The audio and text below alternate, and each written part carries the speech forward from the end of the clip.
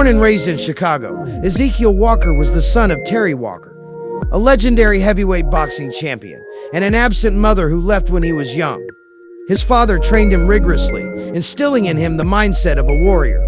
However, after Terry was brutally attacked by vampires before a title defense resulting in the loss of his arm, he turned to the streets to survive, leaving Ezekiel to fend for himself. Zeke was taken in by Charles Henry, a legendary soldier and supernatural warrior, who saw potential in him. Under Charles' guidance, Zeke trained harder than ever, developing into a world-class boxer. He dominated amateur competitions, winning nationals, golden gloves, and eventually gold at the Olympics at 18.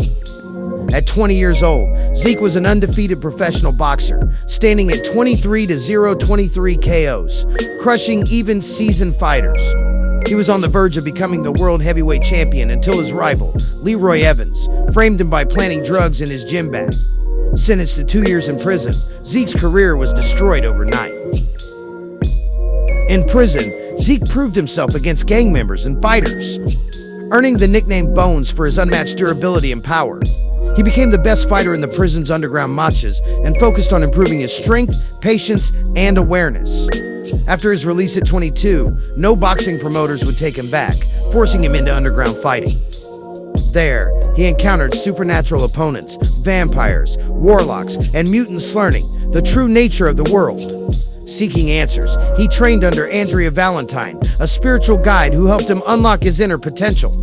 During a high-stakes underground fight, Zeke was given tenacium, an experimental biometallic compound, by a mysterious corner man. After consuming it, his body slowed down, making him vulnerable. His opponent nearly destroyed him until his RNA unlocked, triggering a violent transformation. His body hardened into metal, and he obliterated his opponent with a single uppercut, decapitating him. Panicked, he hunted down the corner man, who admitted that Zeke was the first successful host. In a fit of rage, Zeke crushed his throat, killing him instantly. Realizing he had become something more than human, Zeke sought out Charles and Andrea for guidance.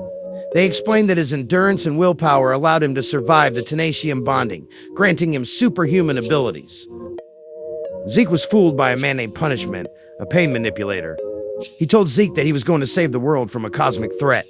All he had to do was suffer, and his durability would increase, according to the trauma of the pain. Punishment had a different agenda: kill Zeke.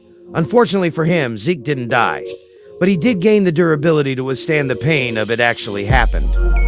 After enduring 6 straight hours of atomic disintegration, 19 hours of holding 1,000,000 tons in each hand, and an entire day of suffering from planet-destroying attacks, Zeke was supposed to die. He overheard Punishment yelling, furious that Zeke had survived what no being should have.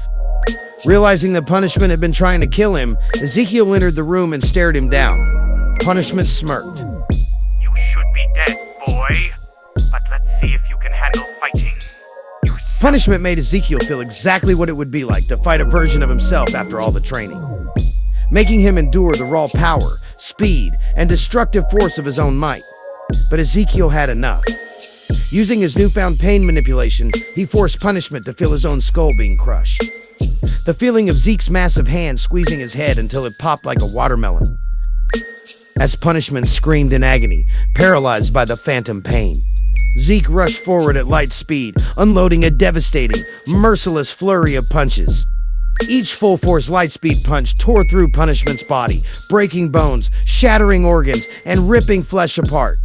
With Punishment barely clinging to life, Zeke grabbed his head for real this time.